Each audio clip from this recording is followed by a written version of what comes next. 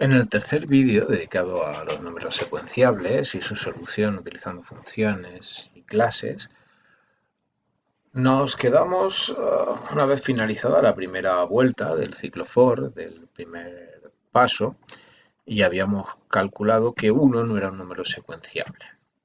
Se había incrementado n vale ya 2, aquí lo tenemos, y se volvería ahora a repetir exactamente la misma situación que comentamos anteriormente. Dentro del ciclo for hay una llamada al método setValor sobre el objeto G.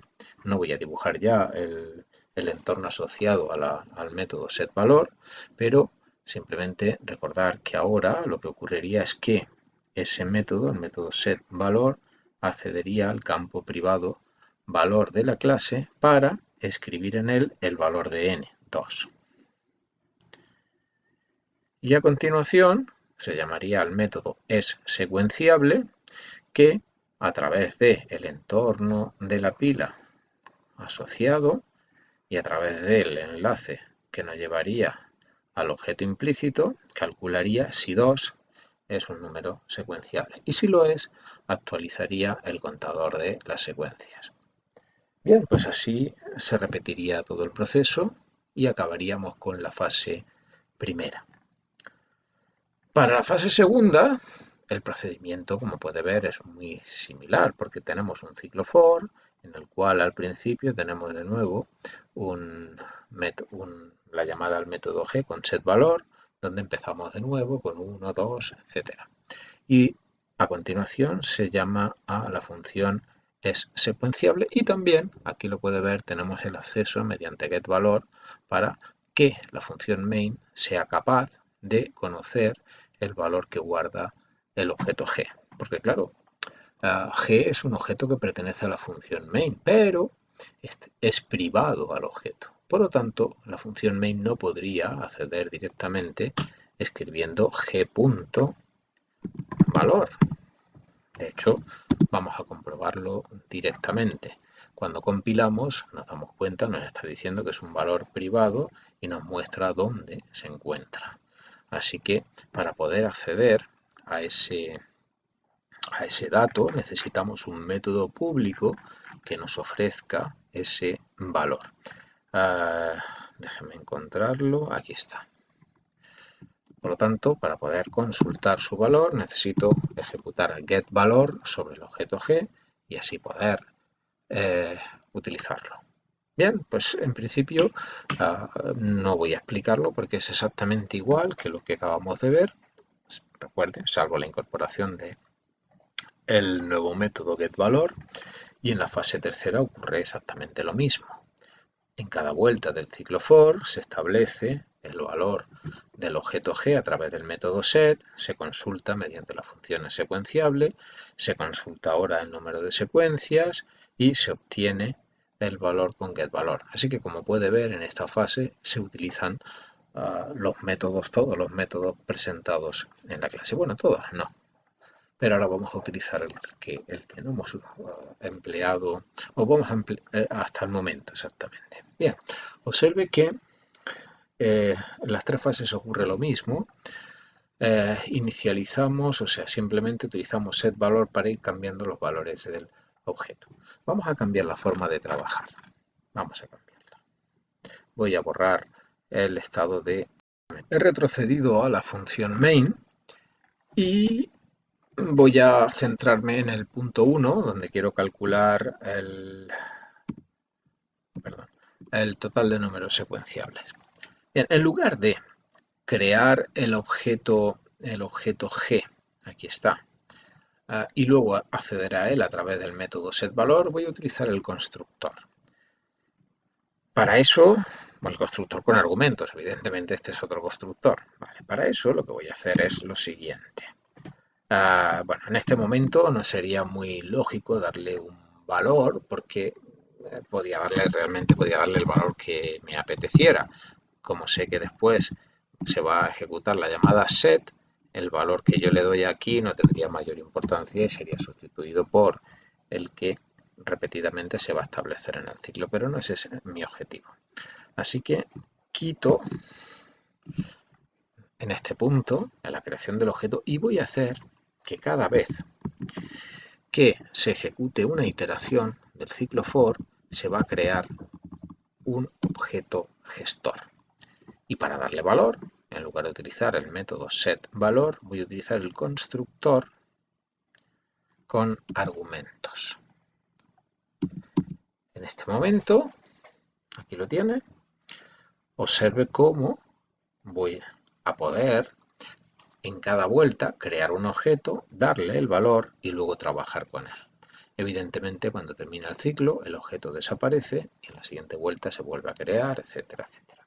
Así que visto desde el punto 1, el programa tiene que funcionar sin problemas. Voy a comentar el resto del ejercicio para que no haya interferencias. Vale, compilo y ejecuto y vamos a ver cómo efectivamente no debería haber ningún problema con esta modificación.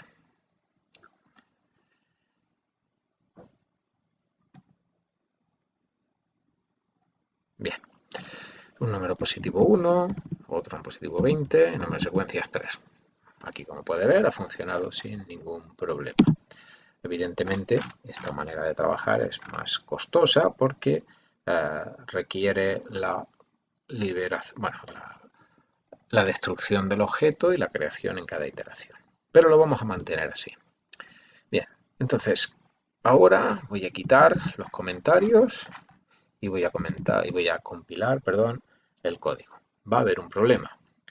Bueno, en realidad son dos problemas los que va a ocurrir. En la línea 225 me dice que G no está declarado y en la línea 249 me dice exactamente lo mismo. ¿Por qué? Ya lo he comentado. Ahora el objeto G es un objeto local a cada iteración del ciclo for. Por lo tanto, cuando una vez terminado el paso 1 intento acceder al campo setValor del objeto G, resulta que el objeto G no existe. Y por lo tanto, estoy obligado a repetir la misma tarea en cada uno de los ciclos en los cuales estoy gestionando un objeto gestor de números secuenciables. Bien, así lo tenemos todo. En la ejecución en memoria sería exactamente igual, salvo que deberá tener en cuenta ahora que este objeto G solo existirá cuando cualquiera de estos ciclos for, cualquiera de los tres que hemos visto, esté en ejecución. Si no, el objeto G no existiría. Así que podemos compilar y si no ha habido ningún problema o un colateral, esto debería funcionar sin problemas. Vale, hemos compilado, ejecutamos, 1, 20, 3 secuencias, perfecto. Como puede ver, no hay ningún problema y todo ha funcionado correctamente. Así que acabamos de ver un ejemplo en el cual utilizar un constructor con argumentos en este punto tiene la dificultad de que, como solamente es local al ciclo, pues necesitamos cambiarlo cada vez que lo necesitemos utilizar. Bien, voy a dejarlo en el estado que estaba inicialmente.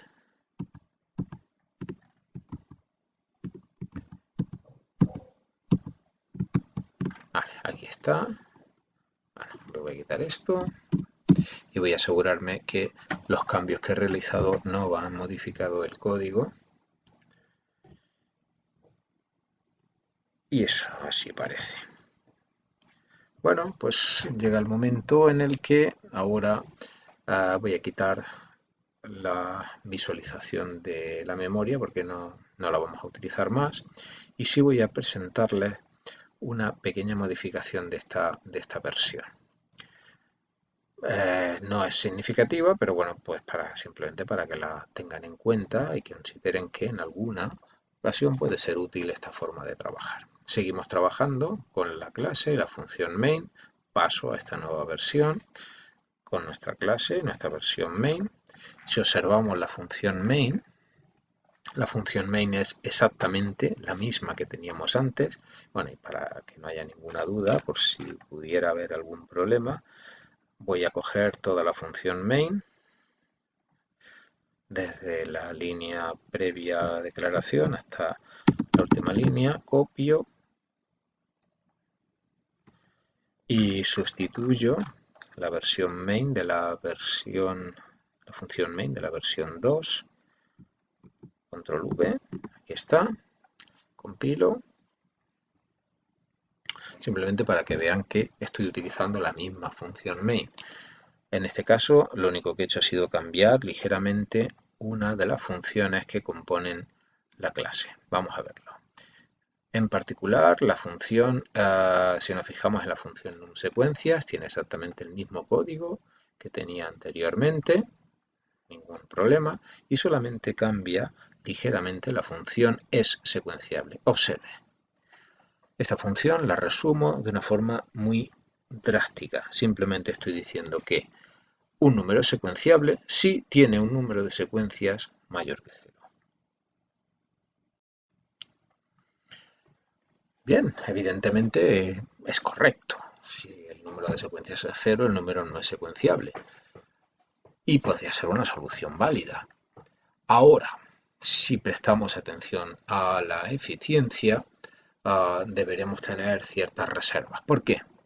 Pues porque el cálculo del número de secuencias se realiza con un ciclo for y ese ciclo for calcula efectivamente todas las secuencias posibles de un número. En el caso de que el número no sea secuenciable, inicio toma valores desde 1 hasta el valor partido por 2, exactamente lo mismo que cualquier número secuenciable, o sea, da igual.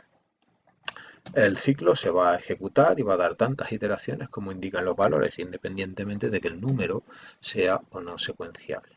Con la otra versión, si nos fijamos en el método secuenciable, ese código se reducía a un while donde estaba controlado con una variable lógica, de forma que cuando el número era secuenciable ya no se daban más iteraciones. Así que usted decide, y si necesitamos eficiencia, evidentemente esta versión no sería aconsejable y preferiríamos la otra. Si preferimos concreción, esta versión sería perfectamente válida. Quiero decir, si el tiempo no fuera un factor determinante, esta forma de resolver el problema sería perfectamente válida. Y ya con todo esto, pues podemos dar por cerrado todos los vídeos, la serie de vídeos dedicados a los números secuenciables y sus soluciones con funciones y clases.